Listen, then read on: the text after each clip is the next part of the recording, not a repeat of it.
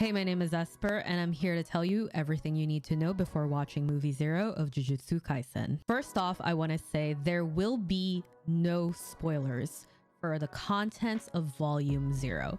I will mention things that I think are relevant to your watching experience, like some design changes, but the actual plot of the movie I will not talk about. But let's talk a little bit about what might be in the movie that wasn't in Volume 0 of the manga. So from this interview with Hiroshi Seko, which is the script writer for this movie, they stated that the drama between Gojo and Geto will be used as a secondary plot point in the movie because the contents of the singular volume of the manga wasn't enough. The 4 chapters to Volume 0 is equivalent to about 6 chapters in a normal Jujutsu Kaisen manga. So let's talk a little bit about the runtime, because this movie runs for about an hour 40, and with the additional adaptations that they're looking to do, the Gojo Geto drama, I'm not sure how faithfully they're going to be able to adapt all of that content into an hour 40 long movie. I'm not sure as to what they're gonna cut. Now, I have trust in the script writers. I have trust in the production team. I think this movie is gonna be good, but I want to talk a little bit about this. For context, Mugen Train, which had a runtime of almost 2 hours, adapted 16 chapters of the manga. Now, Jujutsu Kaisen, if we convert the 4 chapters of Volume 0 to the actual about 6 that it equates to, and then we take the 11 chapter arc of Hidden Inventory, and then the 3 chapter arc of Premature Death, which is the 2 arcs that I consider to be the prequel to Jujutsu Kaisen. That is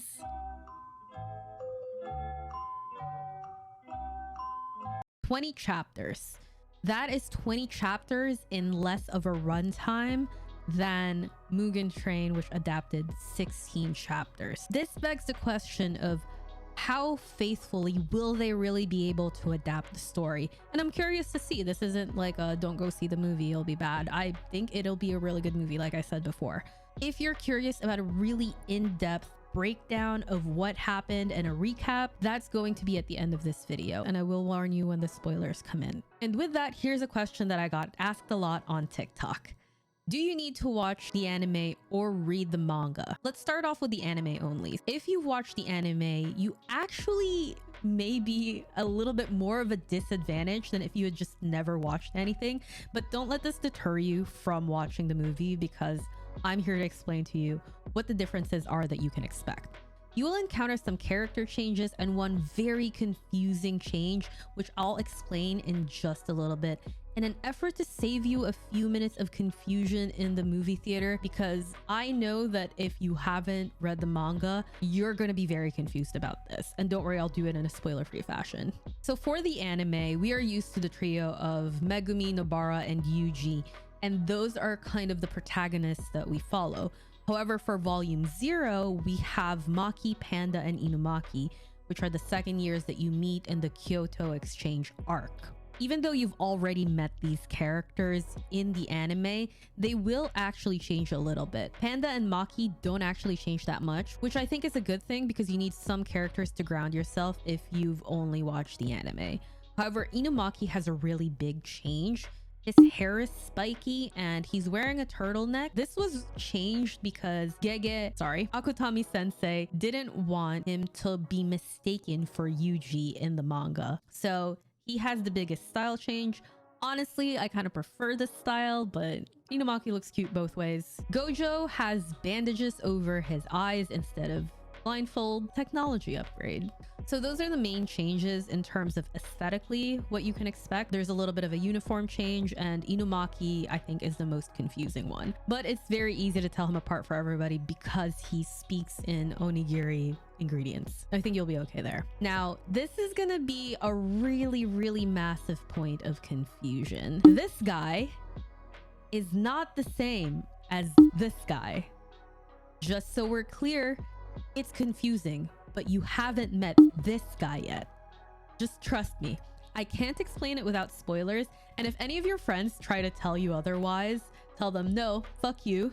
This person on the internet told me so, and they're right. They have a copy of their Volume 0 annotated with sticky notes. There's a lot of sticky notes on it. And now all I need is a corkboard and a bunch of red string to fully realize my fate as the unhinged Jujutsu Kaisen analysis person. Back to the characters. The only person you see that remains kind of consistent is Gojo, so it's good to use him kind of as an anchor point for this series. You get to know his motivations a little bit as well, and if the movie adapts the actual full backstory, you'll really get to know him. It'll be a little bit confusing, but it's going to be so worth it. You're going to get such an insight into Gojo, and I honestly can't wait for that. Another thing, this is Shoko. This is Shoko in the anime. I probably would not have put that 2 and 2 together. If you are an anime only, but want to know why Geto you see in the anime is not the Geto you will be seeing in the movie, here is the most non-spoilery version I can give you. His body is being possessed by Kenjaku, a cursed spirit talking brain. There you go. Hope it makes sense. I know it doesn't. So long, convoluted answer. No, you do not actually need to watch the anime before watching movie 0. In fact, if you have not seen any of Jujutsu Kaisen at all, no manga, no anime, I fully suggest that you go into the movie armed with only the knowledge that I've given you so far. I know this is going to be terrible for my video retention, but skip the rest of the video, come back after, and then see what you actually understood, because I think that that would be such an incredible experience to just not have consumed any Jujutsu Kaisen content and to watch the prequel to it first. We'll talk a little bit later about why I don't really think this is a prequel, but we're getting ahead of ourselves. Do you need to read the manga? Don't worry, no spoilers here yet. No, but in editing this, I realized that I didn't actually answer this properly, and I think the best answer to this is this TikTok that I made. However, the latter half of Volume 8 and Volume 9 deal with a really important flashback that characterizes a very, very important character in Volume 0. Without the context for this character, it might be really confusing to understand what's actually going on. Now, is it possible to enjoy Volume 0 or Movie 0 without this context? Yes. But I think you'll get more out of it if you know what the context is. If you are an up-to-date manga reader and you just need a recap, don't worry, that's coming. It's in one of the chapters below. If that's all you're here for, I've marked everything. You're good. I got you. If you're an anime only who wants a guide on what to read before the movie, you want to start at chapter 65. This is directly where the anime cuts off, and they actually did a really good job making a natural stopping point within the allotted 24 episodes.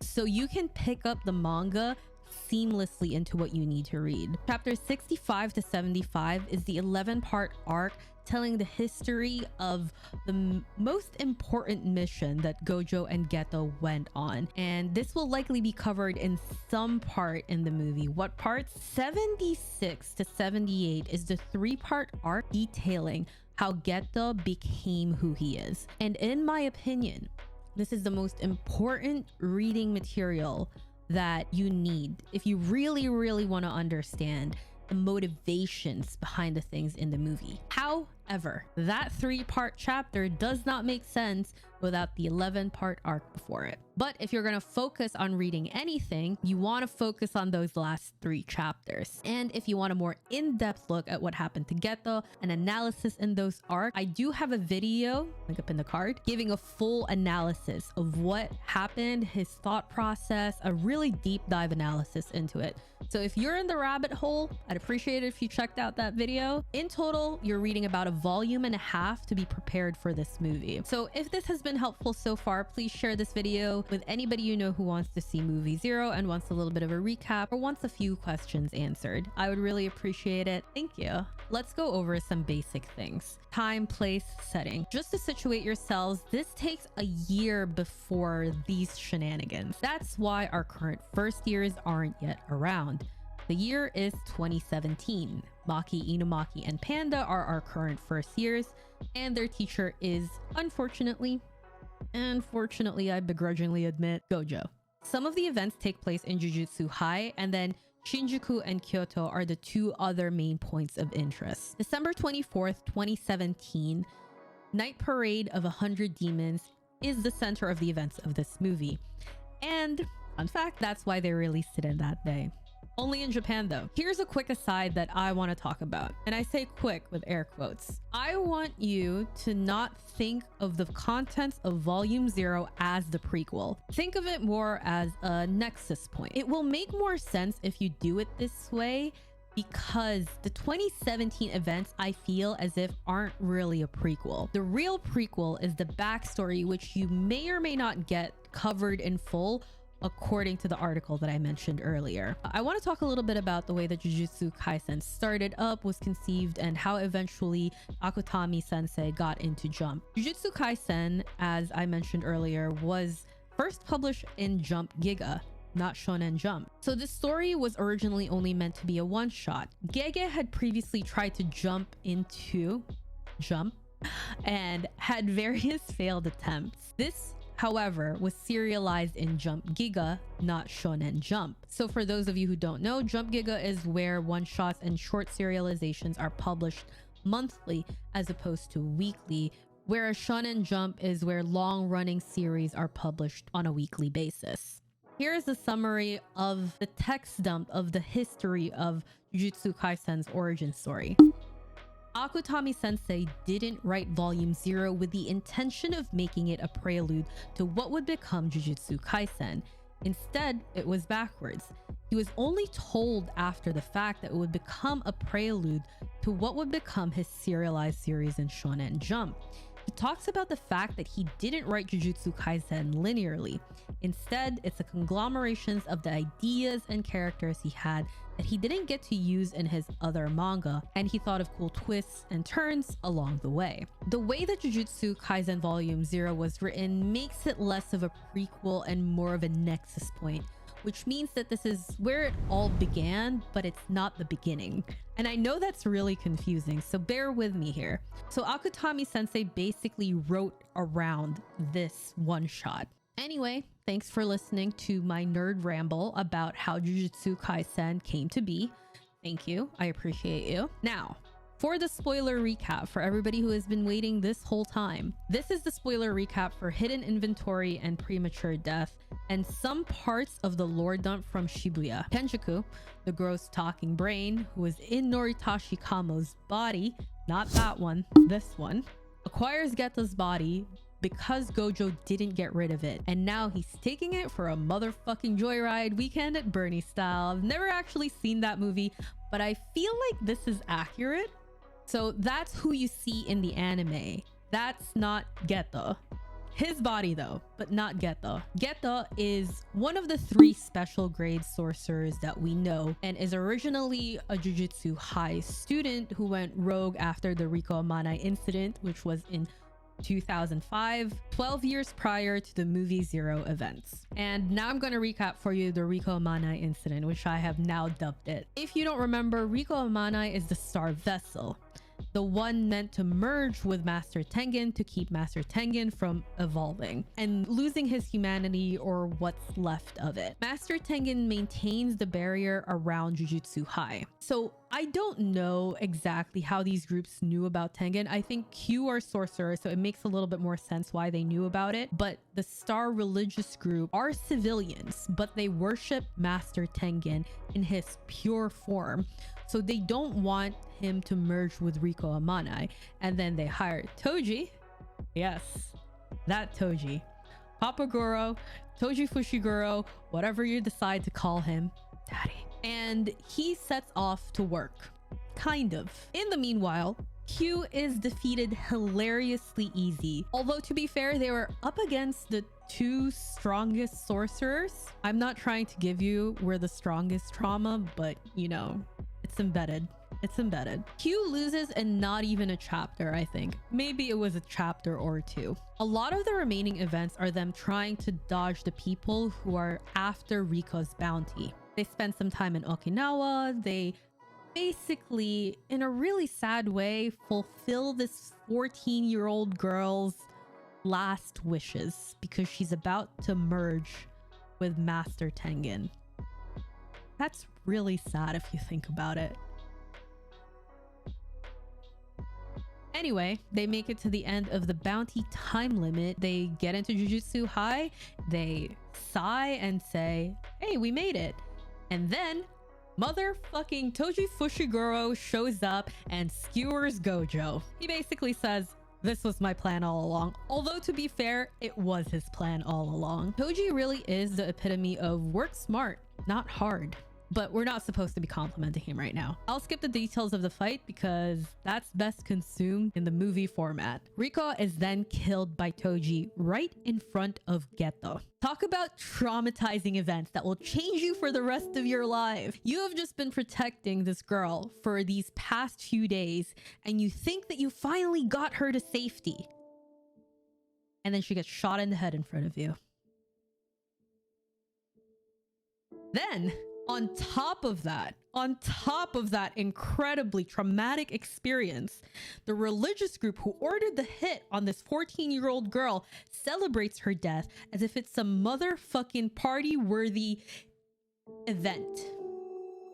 This broke Geto, who literally had just thought that Gojo had died because he was skewered by Toji, saw a 14-year-old girl die who he had promised to protect, and the people that he had been protecting this whole time, non-sorcerers, have now shown him this really, really ugly side of them. I don't want to say that I don't blame Geto.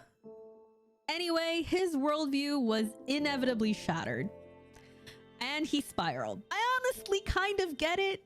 Geto did a lot of terrible things, but it was a really bad series of events. This is his villain arc. And can you really blame him? I suppose you can, yeah.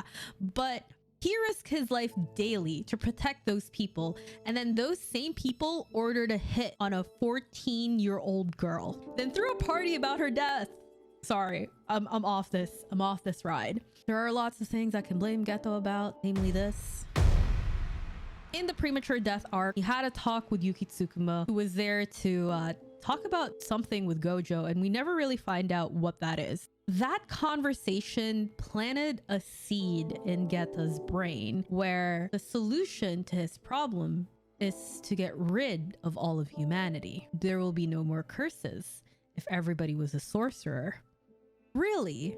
This is a roundabout way for Geto to justify killing a bunch of people, killing a bunch of non-sorcerers, because in the end that's what he really wanted, right? Vengeance. He wanted vengeance for the wrongs that he perceived. Honestly, they were wrong. Don't kill a 14-year-old girl. Don't order a hit on her. Don't then throw a party about her death. I like to believe that Geto didn't actually think that this was the viable option, but I think that he was desperate enough to cling to it because he was losing himself. His identity, after all, was protecting people, was being the strongest, a sorcerer that will protect people. And he was losing that identity because he no longer wanted to protect these fucks.